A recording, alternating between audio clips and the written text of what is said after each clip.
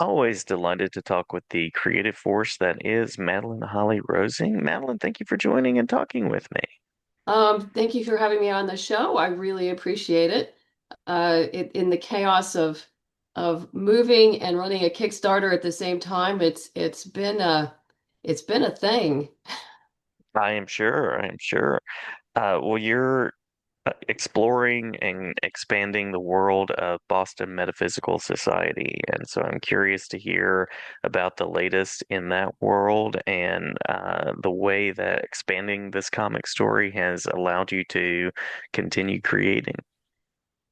Um, it's really allowed me to introduce new characters from different parts of the what I call the Boston Metaphysical Universe. Um, Mai Hui Chao is one of the new characters that you meet in Mystery at Pikes Peak, and she's from a Chinese house out of California called from the Great House Chow, and that all kind of started when I wrote my novel A Storm of Secrets, and you briefly meet the head of House Chow in Washington as she's part of a subcommittee in government. And I thought, wow, this would be really interesting to explore that whole side because obviously we've been on the East Coast, we've been to Philadelphia in some of the issues, but to me, I'd be interested to see how the Western expansion look like in my alternate universe. And one of the main things I changed that's different from American history was the Chinese Exclusionary Act never occurred in the Mm-hmm. BMS universe.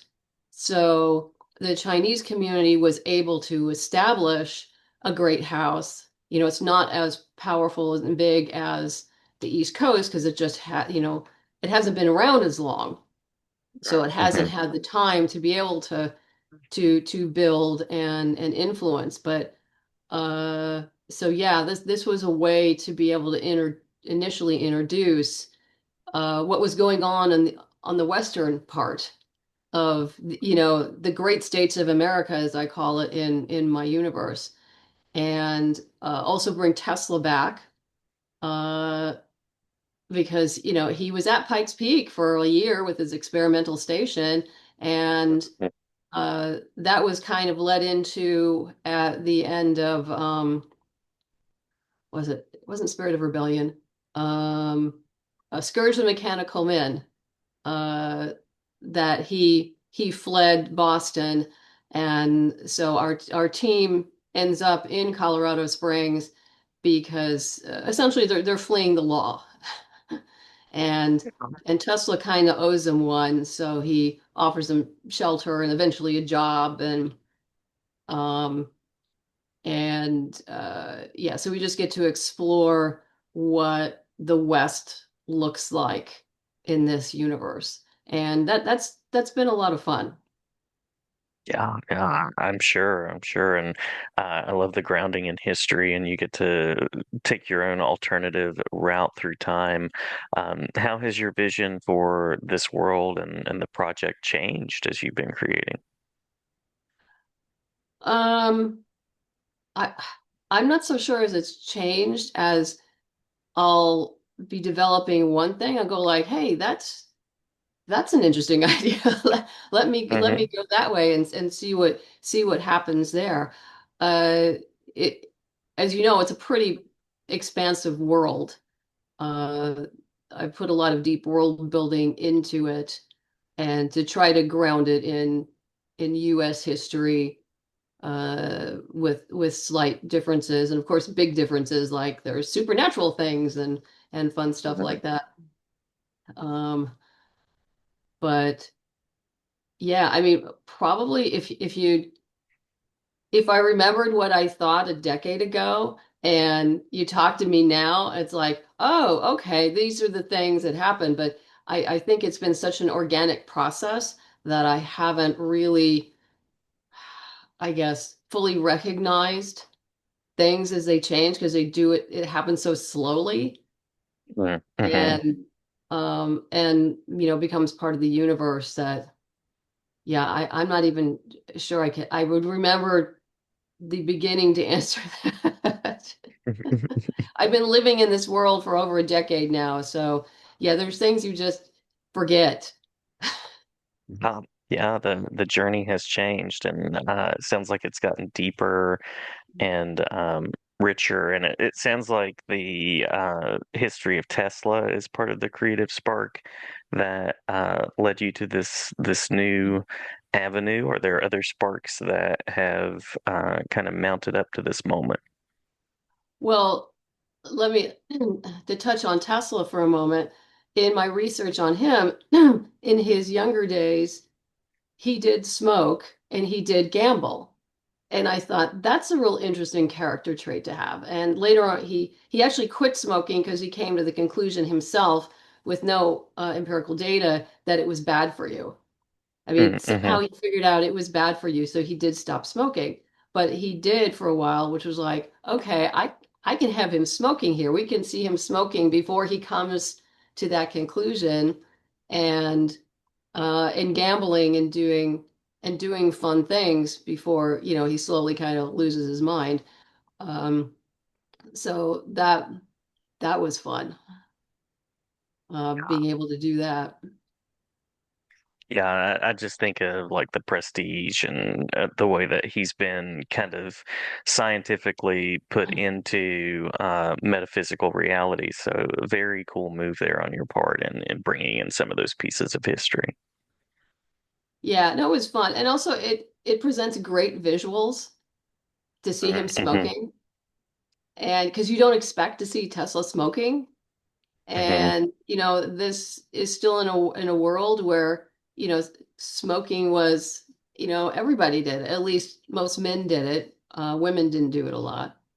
Um, I'm not an advocate of smoking at all, but if it's organic to the universe, then yeah, my characters will be doing it. If it's something that it's normal for them, absolutely.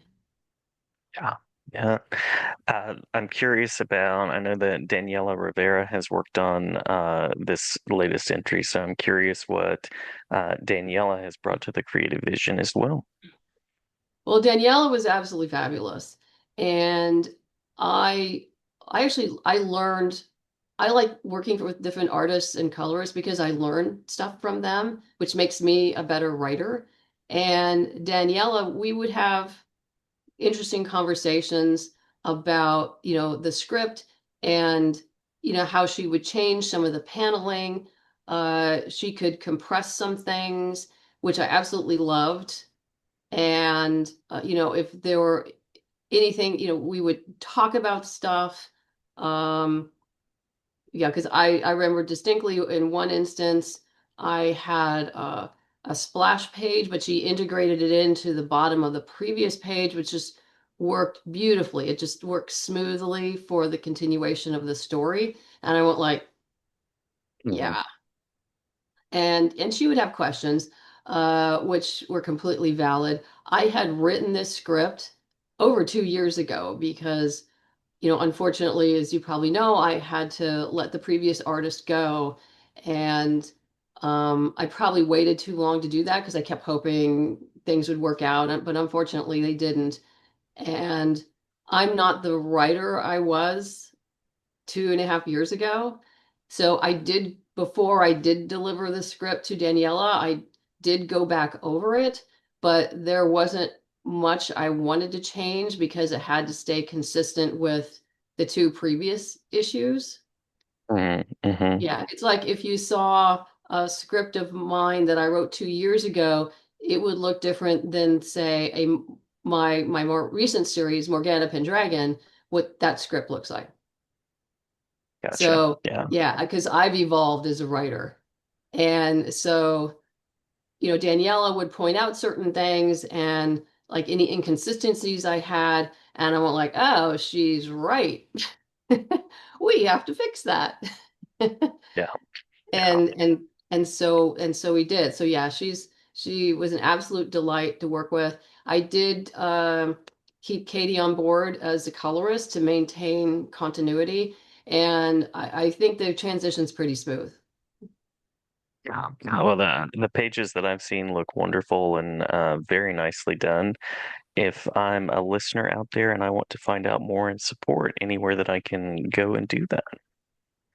I'm on Kickstarter right now. It's called Boston Metaphysical Society, Mystery at Pikes Peak, issues 1 through 4, which completes this series, this story arc, till we go on to the next one. And you can find that on Kickstarter. Just type in Boston Metaphysical, it'll pop right up. You can find me on Facebook at either Boston Metaphysical Society or Queen of Mercia. Queen of Mercia is my overall um, company name. And I'm also on Blue Sky under, look for MC Holly on Blue Sky. I'm sort of on Twitter. Just type in Queen of Mercia or Boston Metaphysical, and it'll pop up. Cool, cool. Well, have we missed anything that you want to make sure that listeners get to know about the books before we close out? Sure. If you're not familiar with the series, uh, the basic premise is about an ex-Pinkerton detective, a spirit photographer, and a genius scientist who battles supernatural forces in late 1800s Boston. We have volume 1 out and volume 2. Mystery at Pikes Peak will eventually be volume 3. The Kickstarter does include volume 1 and volume 2, along with the novel, the anthology, and the audio drama to add on if you like. Very nice, very nice. Well, Madeline, many thanks for the talk. I hope the dog is settled in and okay to go out, and glad to have you back anytime. Great. Thank you so much, Jason.